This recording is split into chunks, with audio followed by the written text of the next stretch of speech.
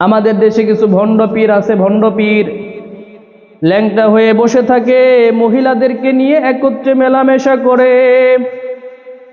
সাহাবাই কেরাম রাদিয়াল্লাহু তাআলা আনহুম আজমাইনগণ বলেন, আমরা কখনো রসুলের শরীর মুবারক দেখি নাই, কখনো রসুলকে কাপড়হীন বস্ত্রহীন অবস্থায়ও দেখি নাই, কিন্তু আমাদের দেশে এমনও ভণ্ড পীর আছে রে ভাই, এরা শুধু জায়গা মতো একটু কাপড় রেখে পুরো শরীরকে বস্ত্রহীন করে বসে থাকে।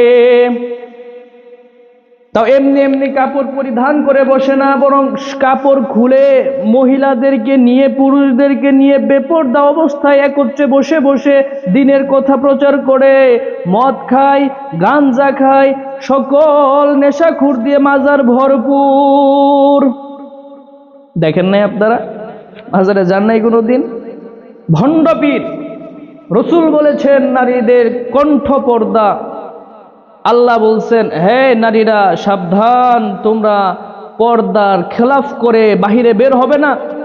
আর এরা কি করে দেখেন, নারী পুরুষ উভয়দেরকে নিয়ে একত্রে বৈশা তারপরে পীর মুরিদি করে বেড়ায়। আমার আল্লাহ ডাক দিয়ে বলেন, আমি দুনিয়াতে মানুষকে বানাই নাই, একজনকেও আমি আল্লাহ বানাই নাই। ওয়ামা খলাকতুল জিন্না ওয়াল ইনসা, আমি আল্লাহ বানাই নাই মানুষকে জিন জাতিকেও, ইল্লাহা, তবে আমি আল্লাহ এই মানুষ এবং জিন জাতিকে তৈরি করছি লিয়াবুদুন, তারা আমি আল্লাহর গোলামি করবে, আমি আল্লাহর ইবাদত তারা করবে, আমি আল্লাহর যত হুকুম আহকাম আছে এইগুলো তারা মানবে, এই জন্য আমি আল্লাহ বানাইছি। কিন্তু দুনিয়াতে মানুষ তোমরা যাওয়ার পরে আমি আল্লাহর এত নিয়ামত তোমরা ভক্ষণ করো, আমি আল্লাহর হুকুম তোমরা মানো না। জেনে রেখো, জেনে রেখো, আমি আল্লাহ যেমন তোমাদেরকে তৈরি করেছি একটি নিকৃষ্ট বস্তুর থেকে, নাপাক পানির থেকে রে বান্দা।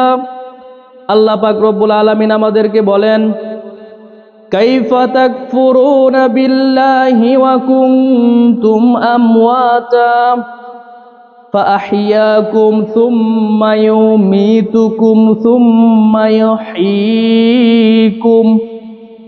আল্লাহ তাআলা বলেন, কাইফা তাকফুরুনা বিল্লাহ, এই মানুষ তোমাদেরকে কিভাবে আল্লাহ তৈরি করলেন তোমরা দেখো না?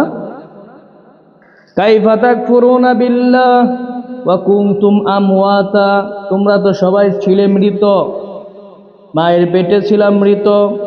ফাআহিয়াকুম, আমি আল্লাহ তোমাদেরকে জীবন দিয়েছি, দুনিয়াতে প্রেরণ করেছি, ছোট থেকে তোমাদেরকে লালন পালন করে আমি আল্লাহ বড় করেছি। মায়ের পেটে যখন আমি আপনি ছিলাম, বলেন আপনারা মায়ের পেটে খাবার কে দিছে? না খাইয়ে তো আমার আল্লাহ বাঁচায়া রাখেন নাই। এই জবান দিয়ে আল্লাহ নাপাক রক্তকেও ভিতরে প্রবেশ করান নাই। আল্লাহ তাআলা বলেন, মানুষের শরীরের রক্তটা হচ্ছে নাপাক, রক্তটা হচ্ছে নাপাক। আল্লাহ তাআলা ডাক দিয়া কয়, এই বান্দারা, মায়ের পেটের মধ্যে যখন ছিলা আমি আল্লাহ তোমার জবানকে পবিত্র রাখছি। কিভাবে জানো? কিভাবে জানো? মায়ের পেটের থেকে যখন তুমি খানা খাবে তো তোমার মায়ের খাবারের সাথে মুখে রক্ত যাবে, তুমি তো হাত দিয়ে বাছাই করে করে খেতেও পারবে না, ওইখানে রক্ত ছাড়া খাবার প্রবেশ করানো সম্ভব হবে না। এই জন্য আমি আল্লাহ মায়ের নাভির সাথে তোমার নাভির একটা কানেকশন করে দিছি। এইটার মাধ্যমে তোমার মায়ের পেটের মধ্যে যে খাবারের পুষ্টি গুণ ক্ষমতা আছে, এগুলো মায়ের নাভির থেকে তোমার নাভির ভিতরে আমি আল্লাহ ট্রান্সফার করছি।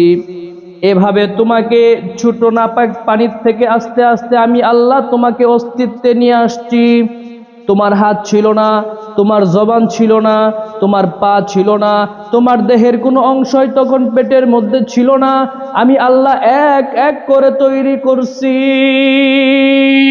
শুধু তৈরি করি নাই বান্দা, শুধু তৈরি করি নাই, আমি আল্লাহ ওই মায়ের পেটে তোকে বান্দা নিরাপদে রাখছি। মায়ের পেটে খাবারও যায়, পানিও যায়, শ্বাস নিব কিভাবে? মুখ দিয়ে পানি ঢুকবে, নাক দিয়ে পানি ঢুকবে, আল্লাহ বলেন না? সবগুলোর থেকে আমি আল্লাহ তোকে বাঁচায়া রাখছি। কেন কেন? বলে তুই দুনিয়াতে গিয়ে আমি আল্লাহকে আল্লাহ কয়া ডাকবি, আমি আল্লাহকে যখন আল্লাহ বলিয়া ডাকবি তখনই বান্দা এই জিনিসের শুকরিয়া আদায় হবে। হাতের ইবাদত গুলো যখন হাত দিয়ে করবি হাতের ইবাদত আদায় হবে। পা দিয়ে যখন ইবাদতের কাজ করবি বান্দা ভালো কাজ করবি তখন পায়ের ইবাদত গুলো আদায় হবে। আর এখন আমরা নামাজই পড়ি না, কোনো হুকুমই তো মানি না, শুধু শুক্রবারে মসজিদে এসে আল্লাহকে আল্লাহ কইয়া ডাকি।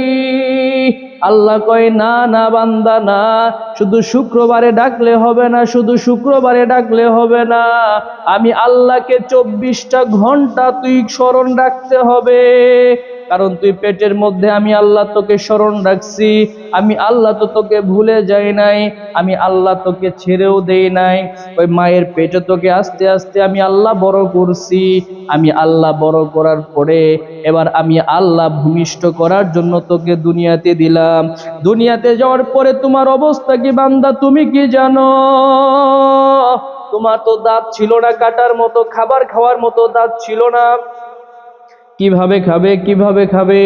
আমি আল্লাহ মায়ের বুকের মধ্যে তরল দুধ প্রবাহিত করে দিছি, ওই দুধ পান করে তোমার ভাতের ক্ষুধা, শর্করা, আমিষ, সব পুষ্টি গুণ আমি মায়ের দুধের মধ্যে দিছি। আর এই দুধের মধ্যে থেকে তোমার সব বান্দা অভাব তুমি দূর করছো।